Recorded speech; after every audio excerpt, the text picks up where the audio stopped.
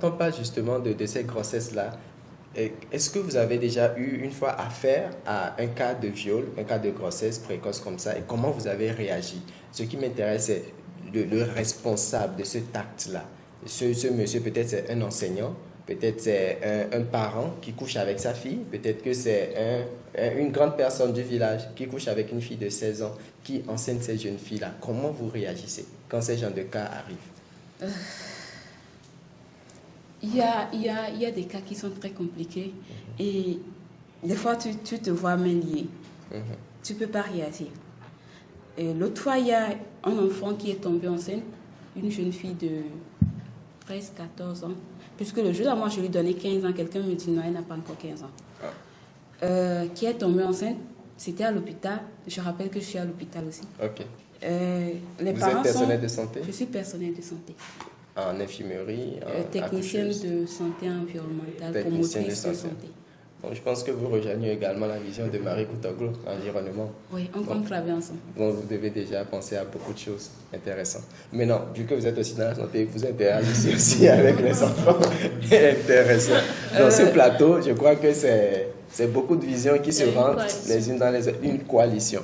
Intéressant. Le jour-là, je demandais à l'enfant, attends, qu'est-ce qui s'est passé? Tu as eu envie de quoi? Qu'est-ce qui s'est passé? L'enfant ne parlait pas. Je me suis rapprochée de la maman.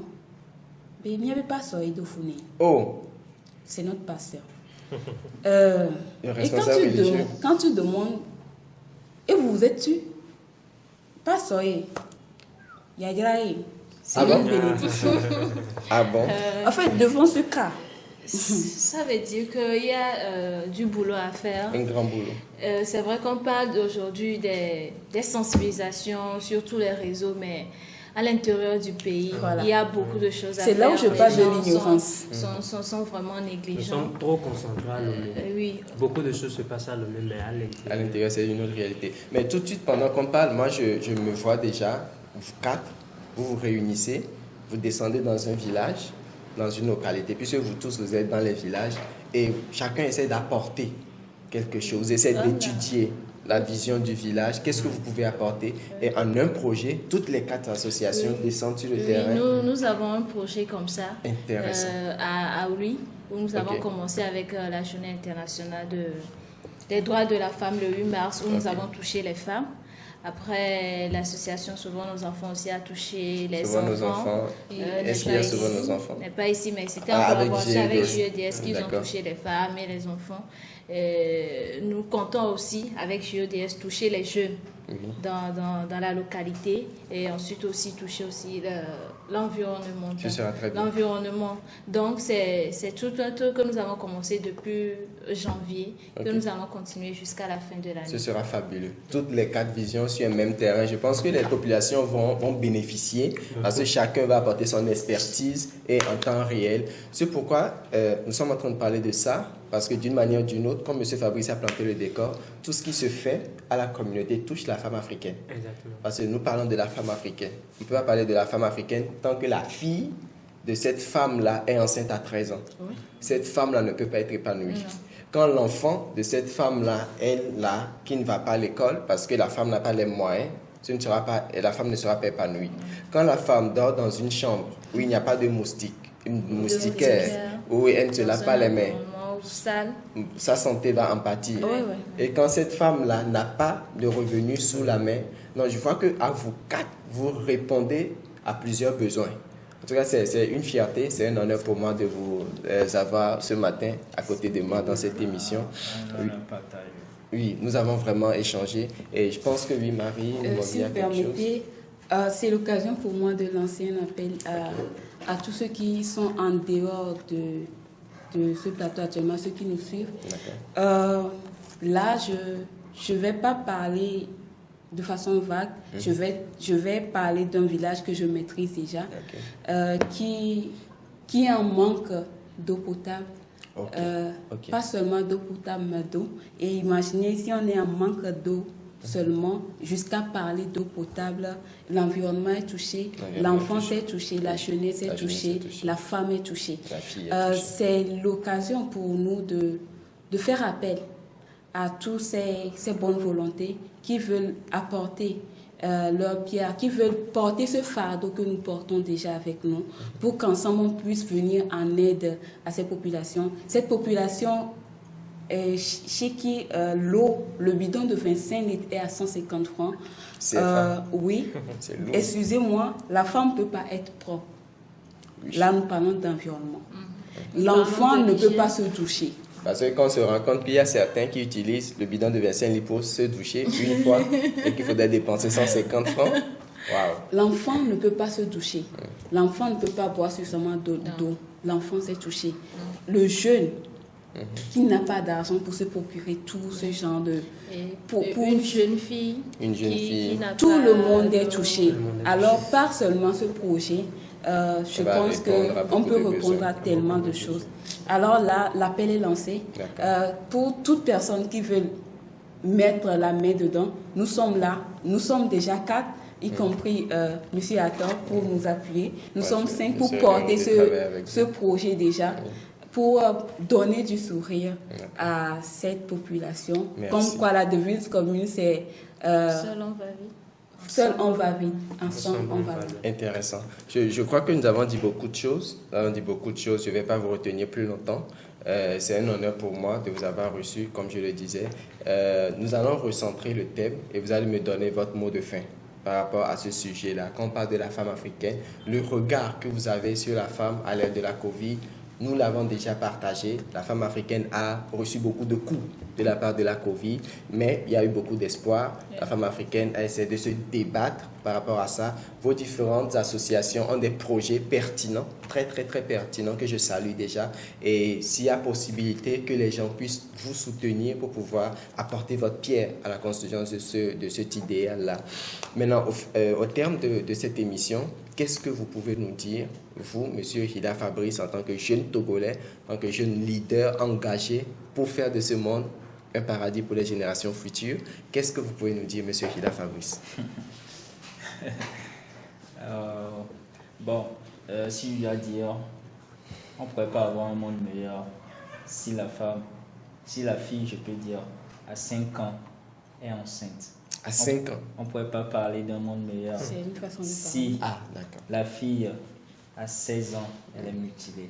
On ne pourrait pas parler d'un monde meilleur si la fille à 18 ans est donnée en mariage. On ne pourrait pas parler d'un monde meilleur si la fille qui deviendra femme n'a pas eu la bonne éducation.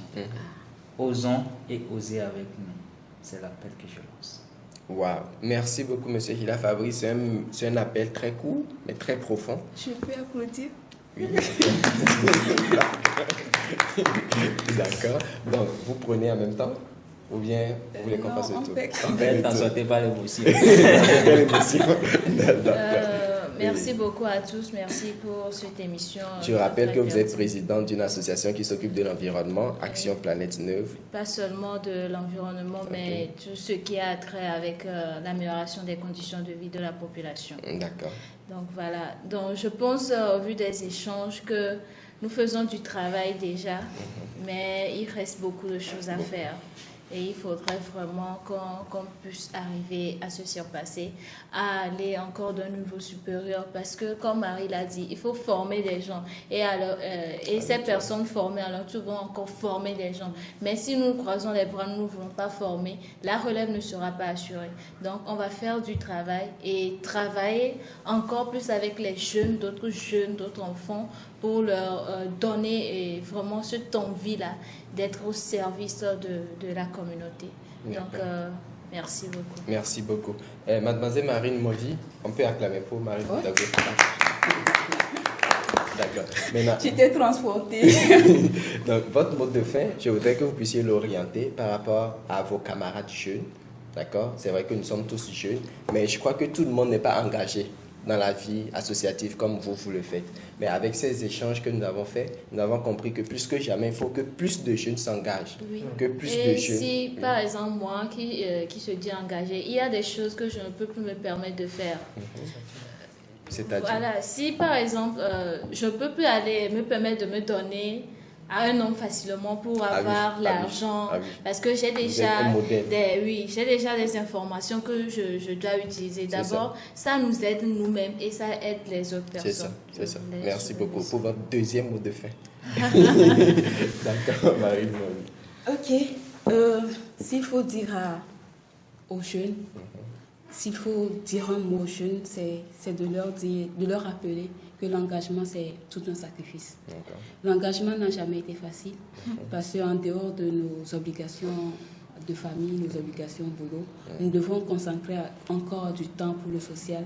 Ça n'a jamais été facile, mais avec de la détermination, avec l'objectif fixé, nous n'allons jamais reculer, ne jamais baisser les bras, peu importe les difficultés, ne pas croire que ce que nous faisons n'a pas d'impact. Même si nous voulons toucher, par exemple, 10 filles et qu'une seule fille ou bien un seul jeune, peu importe la cible, et que c'est une seule personne qui arrive à être touchée, nous avons touché toute une nation. Parce que cette personne, en retour, va répliquer l'action afin que nous puissions toucher tant de personnes. À tous ces jeunes-là, de se rappeler que, quoi qu'on dise, si je me dis que ça ne me concerne pas, c'est faux. Parce que si l'autre est malheureux, il va faire des erreurs, il va avoir des enfants, il ne va pas bien les éduquer. Ces enfants peuvent devenir des brigands, des violeurs, des voleurs. Et qui est-ce qu'on va voler? C'est le nom voleur. Voilà, on va venir me voler, on va venir violer mes enfants, on va venir faire des bêtises avec mes enfants. On ne le souhaite pas, mais c'est une éventualité. Oui, c'est une façon de leur présenter la chose. Si tous nous comprenons qu'en faisant du bien à quelqu'un d'autre, nous le faisons à nous-mêmes, nous allons tous nous rassembler pour porter haut le nom de l'Afrique, du Togo, de nos communautés, pour faire de ce monde ce que nous voulons qu'elle soit demain. Un paradis pour les générations futures. Voilà. Donc, monsieur Jean-Coré Enoch, nous allons finir avec vous. Mademoiselle Marie Noumovie a dit faire du bien à autrui nous fait du bien en quelque sorte. Exactement. Et pendant que nous parlons de la femme africaine, nous avons orienté les 1 heure de temps que nous avons passé ici à parler de la femme africaine. Quel est votre mot, votre message à l'endroit de la femme africaine? Est-ce que c'est un message d'espoir? Est-ce que c'est un message de panique? Est-ce que c'est un message, je ne sais pas. À la fin de cette émission, quel est votre message à l'endroit de la femme africaine? Ok. Si vous le permettez, je vais vous lire le petit message que j'avais écrit. Intéressant. De la femme. Allez-y. Hier seulement. Oui. Ok, c'est l'acrostiche de femme africaine. Ok. C'est-à-dire F-E-M-M-E. Jusqu'à africaine. Jusqu'à la fin. Ok. Forte, belle, éclatante. Entreprenante, farouche. Je m'incline face à ta ténacité. Mêlée à ta compassion, ton empathie révèle l'éloquence qui se cache derrière cette voile humaine. Aphrodisiaque, tu deviens une contemplation réfléchie. Fière et battante, tu ne rechignes devant rien et rien ne te fait face de peur d'être terrassé. Impétueuse tu es, et ça, les vicissitudes de la vie le savent. Face à ta colère, le ciel s'assombrit. Tu es l'apanage de la vertu. Intrépide guerrière, tu portes toujours le flambeau, nonobstant les vents et marées. Tu es l'élixir de l'autonomisation féminine. Donc pour moi... Ça s'applaudit. Pour moi, voilà la femme. Tu as eu des frissons. Ouais. Voilà la femme africaine. Wow. Moi, j'ai pas peur en fait. J'ai pas peur de la femme africaine. Covid est là, la femme est là. Covid va passer et la femme restera debout. Ok. La femme, Covid va mettre à genoux la femme. Ça, c'est clair. Elle va le mettre à genoux. Mais elle ne va pas la terrasser. Elle ne va pas la mettre à plat. La femme africaine va se relever parce que, comme je l'ai dit à la fin, elle est l'élixir de l'autonomisation. C'est-à-dire l'essence même de l'autonomisation féminine, c'est la femme même. C'est la femme africaine. Donc, moi, je n'ai pas peur pour la femme africaine. D'accord. Merci beaucoup, chers invités. Je rappelle que nous étions sur ce plateau avec 4 jeunes leaders de la société civile togolaise. Monsieur Hila Fabrice, ambassadeur pour la paix au ANEP Togo. vice-responsable chargée de la communication de l'association Solidarity in Humanity. Mademoiselle Marie Koutoglo, présidente de l'association Action Planète Neuve. Mademoiselle Marie Noumovi, qui est technicienne de santé environnementale, qui est aussi présidente exécutive de l'association Filles, Mères, Monde. Et Monsieur Jean-Koé Enoch, il est le président de l'association Jeunes engagés pour le développement social. Donc cette émission, à l'animation, je suis Hathor Kofi Lucide, coordinateur national du collectif Zéro Indigent, ambassadeur jeunesse et développement de la Fondation Barricade Togo. Nous sommes heureux de vous avoir eu à nos côtés. J'espère que vous avez appris beaucoup de choses. On se donne rendez-vous la semaine prochaine pour une nouvelle thématique avec de nouveaux visages, de nouvelles figures de la jeunesse togolaise pour vous parler d'une autre thématique. D'ici là, portez-vous bien. Shalom. Bye bye.